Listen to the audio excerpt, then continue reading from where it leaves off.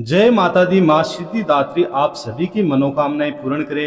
आप सभी का स्वागत है आपके अपने एस्ट्रो टीवी यूट्यूब चैनल पर। आज सुनिए माँ सिद्धिदात्री की कथा, श्री दुर्गा चालीसा पाठ और आरती। हिंदू धर्म में नवरात्रि के 9वें दिन माँ सिद्धिदात्री की पूजा अर्चना की जाती है।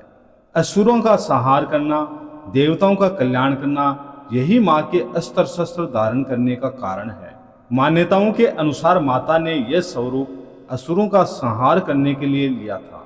इस दिन माता की पूजा अर्चना भक्ति पूर्वक करने से भक्तों के सभी कार्य पूर्ण होते हैं। माँ सिद्धिदात्री की पूजा अर्चना भक्तों की सभी मुरादें पूरी कर देती हैं। माँ सिद्धिदात्री की पूजा के साथ ही नवरात्रि व्रतों का समापन हो जाता है और इस दिन भक्त कन्या पूजन भी करते हैं। मान्यता है कि कन्या पूजन और कन्या भोज कराने से ही माता पूजा को स्वीकार करती है, अन्यथा इस पूजा का फल व्यक्ति को प्राप्त नहीं होता। माँ सिद्धिदात्री अपने नाम के अनुसार ही अपने भक्तों को सिद्धियां प्रदान करती हैं। इनकी 4 भुजाएं हैं। माँ का वाहन सिंह है और ये कमल के पुष्प पर भी विराजमान रहती हैं। माँ सिद्धिदात्री चतुर्भुजा हैं और माँ ने अपने 2 हाथों में शंख और चक्र धारण किए हुए हैं, जबकि अन्य 2 हाथ आशीर्वाद और अभय मुद्रा में हैं। माँ को प्रायः श्वेत और पीले रंग के वस्त्र धारण करे हुए दिखाया जाता है, जो पवित्रता और दिव्य कृपा का प्रतीक है। माँ सिद्धिदात्री के पास 8 अलौकिक शक्तियाँ या सिद्धियाँ हैं, जिन्हें अणिमा, महिमा, गरिमा, लगिमा, प्राप्ति, प्रक्रम, ईशित्व और वशित्व कहा जाता है। अणिमा का अर्थ है अपने शरीर को परमाणु के आकार तक छोटा कर लेना। महिमा का अर्थ है अपने शरीर को अनंत आकार तक फैला देना। गरिमा का अर्थ है अनंत रूप से भारी हो जाना। लगिमा का अर्थ है भारहीन हो जाना।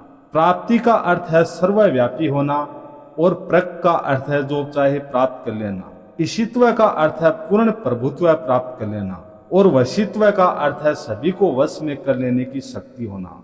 और भगवान शिव ने देवी सिद्धिदात्री की कृपा से ही इन सभी 8 शक्तियों का आशीर्वाद प्राप्त किया था, जिस कारण वे अर्धनारीश्वर भी कहलाए।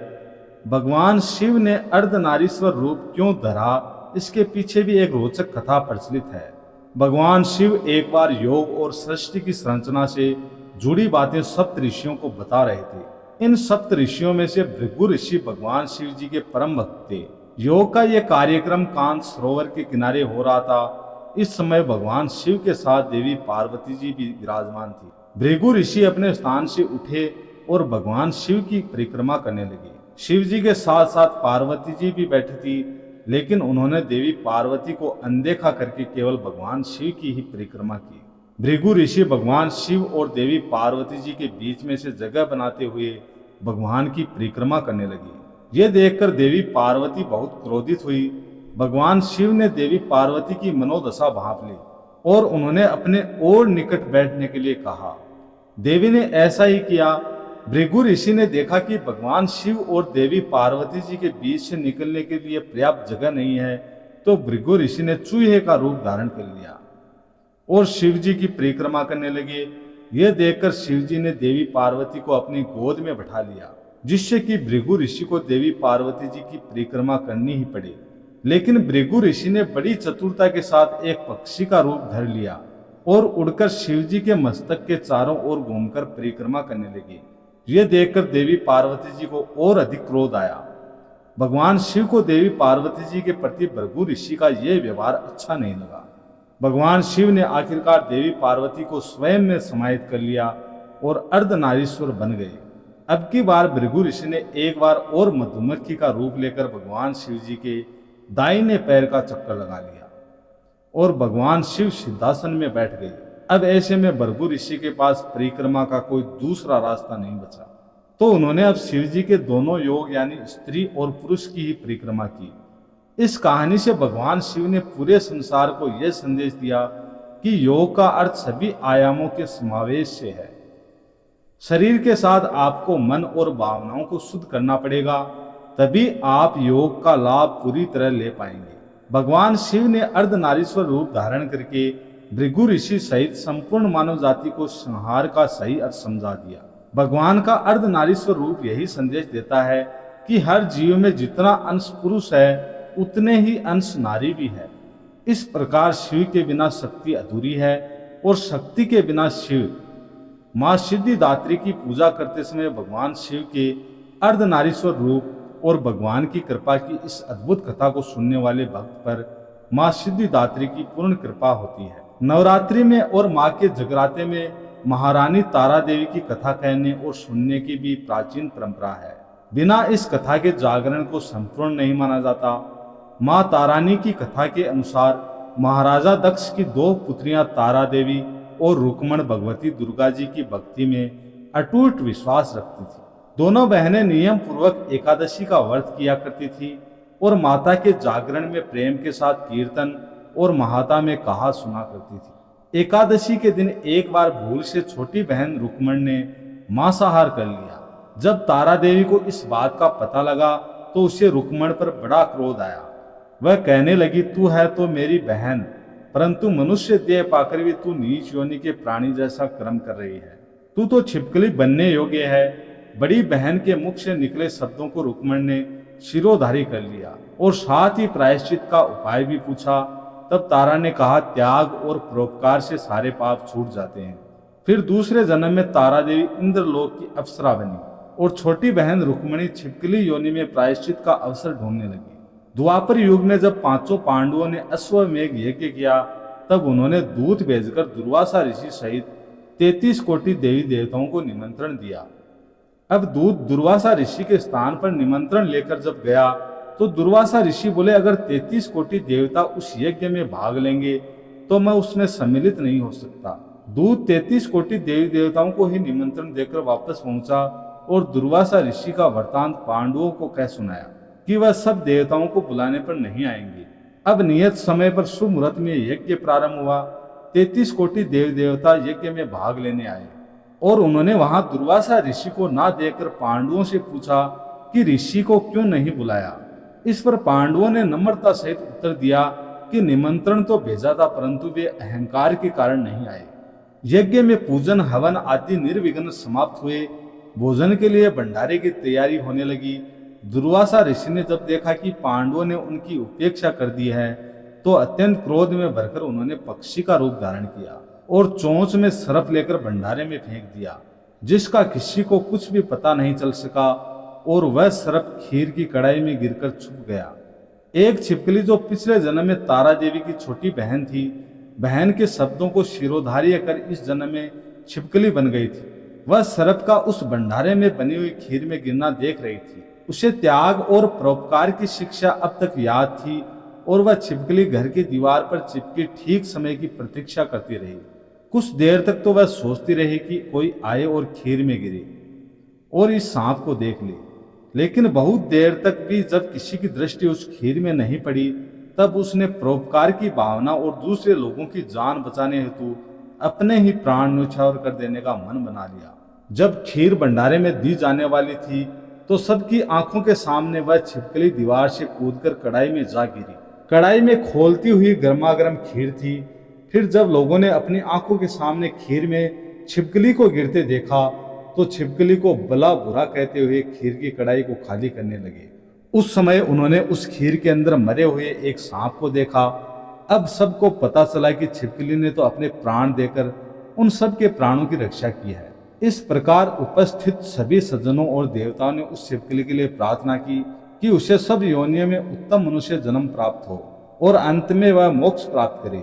फिर तीसरे जन्म में वही छिपकली राजा स्पर्श के घर कन्या बनी और दूसरी बहन तारा देवी ने फिर मनुष्य का जन्म लेकर ताराती नाम से अयोध्या के प्रतापी राजा हरिश्चंद्र के साथ विवाह किया। राजा स्पर्श ने ज्योतिषियों से कन्या की कुंडली बनवाई।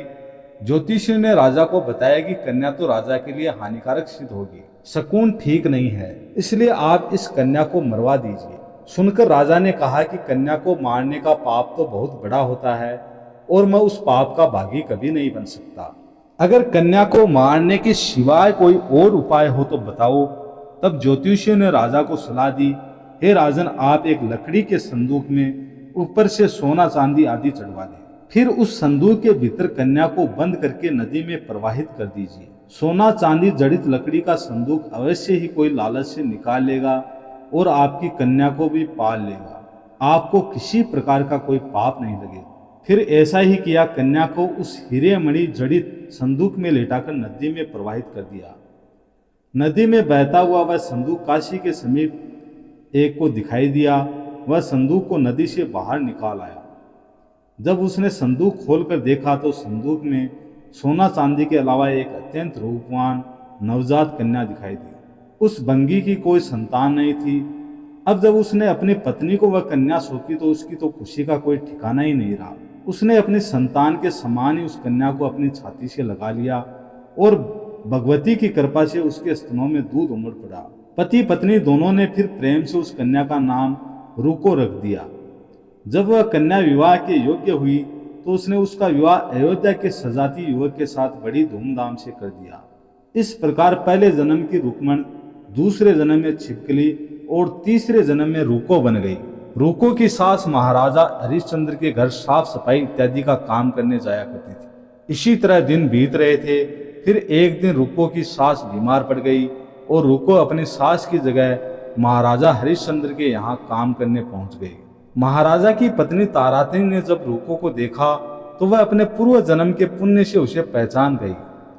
तब तारातिनी ने रूको से कहा, बहन तुम यहाँ मेरे निकट आकर बैठो। महारानी की बात सुनकर रूको बोली, रानी जी मैं तो नीच जाति की बंगिन हूँ, भला मैं आपके पास कैसे बैठ सकती हूँ। तब तारातिनी ने कहा, बहन पूर्व जन्म में तुम मेरी सगी बहन थी। एकादशी का व्रत खंडित करने के कारण तुम्हें छिपकली की योनि में जाना पड़ा। जो होना था सो हो चुका। अब तुम अपने इस जन्म को सुधारने का उपाय करो और माँ भगवती की सेवा करके अपना जन्म सफल बनाओ। यह सुनकर रूको को बड़ी प्रसन्नता हुई और उसने इसका उपाय पूछा। तब रानी ने बताया कि वैष्णव माता सब मनोरथों को पूर्ण करने वाली है। जो लोग श्रद्धा पूर्वक माता का पूजन और जागरण करते हैं उनकी सब मनोकामनाएं पूर्ण होती हैं। तब रूको ने खुश होकर माता की मनोती करते हुए कहा, हे माता, यदि आपकी कृपा से मुझे एक पुत्र प्राप्त हो जाए तो मैं भी आपका पूजन और जागरण कराऊंगी। इस प्रार्थना को माता ने स्वीकार कर लिया। फलस्वरूप 10वें महीने उसके गर्भ से एक अत्यंत सुंदर बालक ने जन्म दिया। परंतु दुर्भाग्यवश रूको को माता का पूजन और जागरण करने का ध्यान ही नहीं रहा। वह भूल गई और परिणाम यह हुआ कि जब वह बालक 5 वर्ष का हुआ तब एक दिन उसे तेज बुखार आ गया और तीसरे दिन उसे माता निकल आई। रूको दुखी होकर अपने पूर्व जन्म की बहन ताराती के पास गई और अपने बच्चे की बीमारी का सारा हाल कह सुनाया।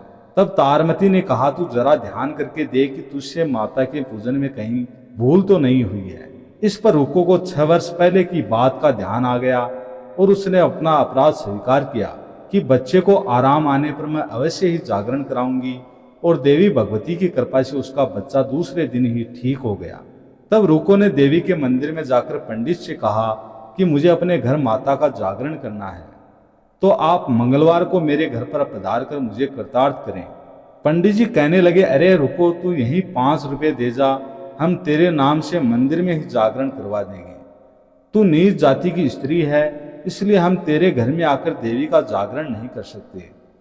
रुको ने कहा, हे पंडित जी, माता के दरबार में तो ऊंच नीच का कोई विचार ही नहीं होता। वे तो सब भक्तों पर समान रूप से कृपा करती हैं, इसलिए आपको भी कोई ऐतराज नहीं होना चाहिए। इस पर पंडितों ने आपस में सलाह करके कहा, यदि महारानी तारामती तुम्हारे जागरण में पधारे तो हम भी स्वीकार कर लेंगे। यह सुनकर रुको महारानी के पास गई और सब वृतांत कह सुनाया। तारामती ने जागरण में सम्मिलित होना सहज स्वीकार कर लिया। जिस समय रुको पंडित से यह कहने गई कि महारानी जी जागरण में आएंगी, तब एक सैनिक ने यह बात सुन ली और उसने जाकर महाराजा हरिश्चंद्र को इस बात की सूचना दे दी। राजा ने सैनिक से सब बात सुनकर कहा कि तेरी बात झूठी है, महारानी बंगियों के घर जागरण में नहीं जा सकती। फिर भी परीक्षा लेने के लिए राजा ने रात को अपनी उंगली पर थोड़ा चीरा लगा लिया, जिससे उसे नींद ना आए। रानी तारामती ने जब यह देखा कि जागरण का समय हो रहा है परंतु महाराज को नींद ही नहीं आ रही है, तो उसने माता वैष्णव से मन ही मन प्रार्थना की कि हे माता, आप कैसे भी करके किसी भी उपाय से महाराज को सुला दीजिए ताकि मैं जागरण में सम्मिलित हो सकूं। तारामती की यह प्रार्थना माँ ने स्वीकार की और उधर राजा को गहरी नींद आ गई। जब राजा को नींद आ गई तो तारामती ने रोशनदान से रस्सी बांधकर नीचे लटका दी और उसको पकड़कर वह महल में नीचे उतर गई और रुको के घर जा पहुंची। उस समय जल्दबाजी के कारण रानी के हाथ का रेशमी रुमाल और पांव की एक पायल रास्ते में गिर गई। उधर थोड़ी देर के बाद राजा हरिश्चंद्र की आंख खुल गई तो वह भी रानी का पता लगाने निकल पड़ा। मार्ग में पायल और रुमाल उसने देखे और जागरण वाले स्थान पर वह जा पहुंचा जैसे कि उसे सूचना मिली थी।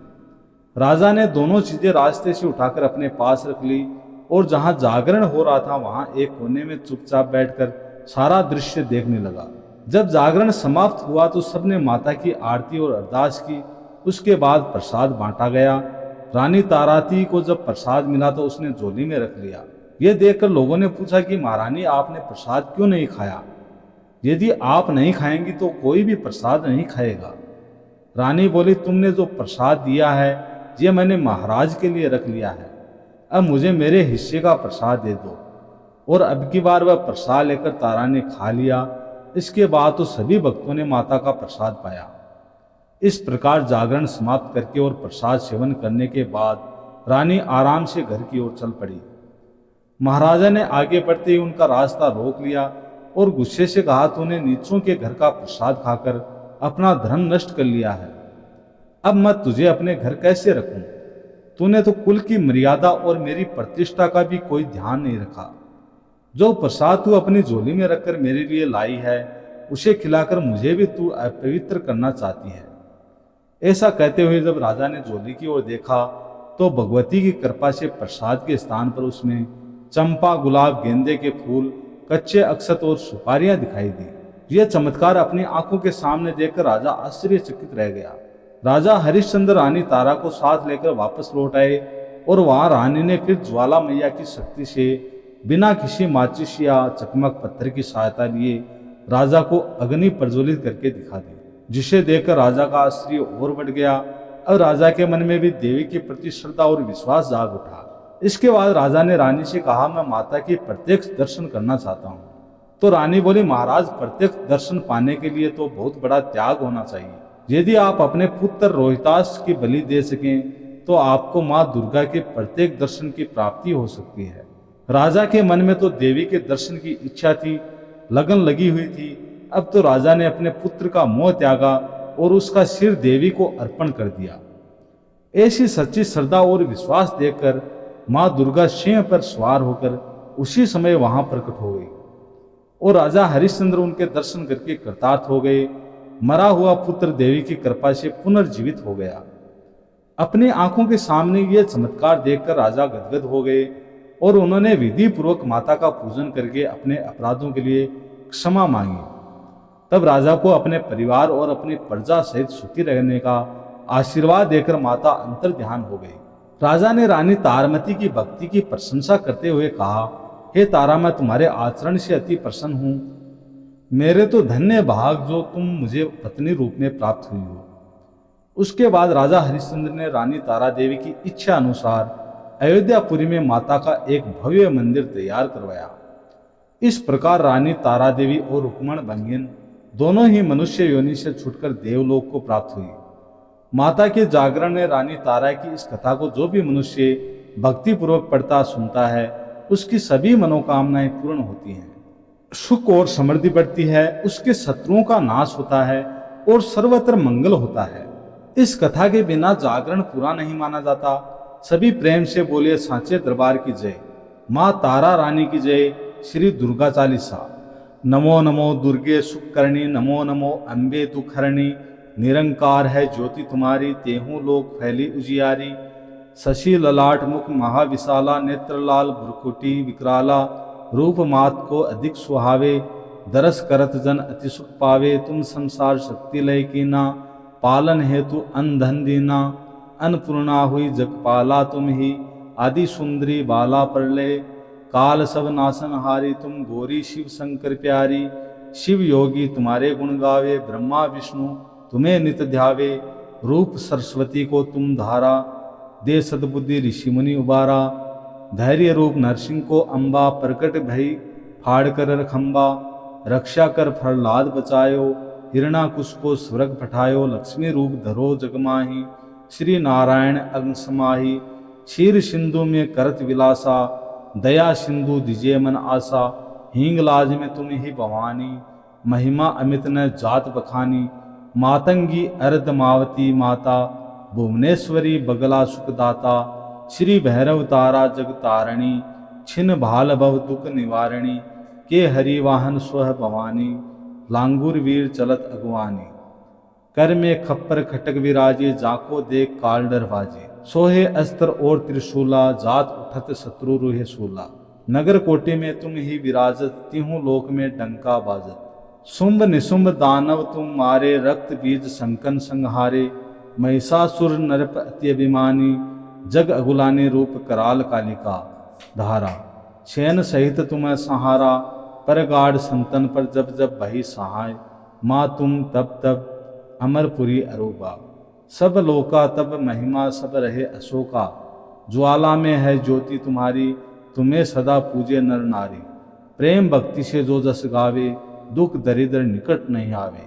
ध्यावे तुम्हें जो नर मन लाई, जन्म मरण ताको छूट जाई। जोगी सुर मुनि मुनि कहत पुकारी, योग ना हो बिन शक्ति तुम्हारी। शंकर आज रज तप कीनो, काप अरु क्रोध जीत सब लेनो। निस दिन ध्यान धरो शंकर को, काहू काल नहीं सुमिरो तुमको। शक्ति रूप को मरम न पायो, शक्ति गई तब मन पछतायो। शरणागत हुई कीर्ति बखानी, जय जय जय जगदम भवानी। भई प्रश्न आदि जगदम्बा, दही शक्ति नहीं किन विलंबा। मोको माँ तू कष्ट अधिगेरो, तुम बिन कौन हरे दुख मेरो। आशा तृष्णा निपट सतावे, मोह मदादिक सब विनवे। शत्रु नाश की जय महारानी, सुमिरो एक चित्त में भवानी। करो कृपा है माँ दयाला, रिद्धि सिद्धि दे करहूँ निहाला। जब लगी जीऊँ दया फल पाऊँ, तुमरो यश मैं सदा सुनाऊँ। दुर्गा चालीसा जो कोई गावे, सब सुख भोग परम पद पावे। श्री दुर्गा चालीसा समाप्त। ओम जयति जय सिद्धिदात्री मैया, जयति जय सिद्धिदात्री। हम भक्तों की मैया तुम हो महतारी। ओम जयति जय सिद्धिदात्री, अष्ट सिद्धि देने वाली तुम हो। जग की माता तुमसे कुछ ना असंभव, सब तुमसे माता। ओम जयति जय सिद्धिदात्री, ऋषि मुनि देव योगी नर गुण गान करें। दुष्टों को महामारी भक्तों का कल्याण करे। ओम जयति जय सिद्धिदात्री, जग में अनुपम महिमा। दुख दारिद्र्य मिटे दया तुम्हारी मैया, सुख समृद्धि बरसे जयति जय सिद्धिदात्री। शुंभ निशुंभ को मारा की लीला अति न्यारी, अपनी दास बनाओ भोले की प्यारी।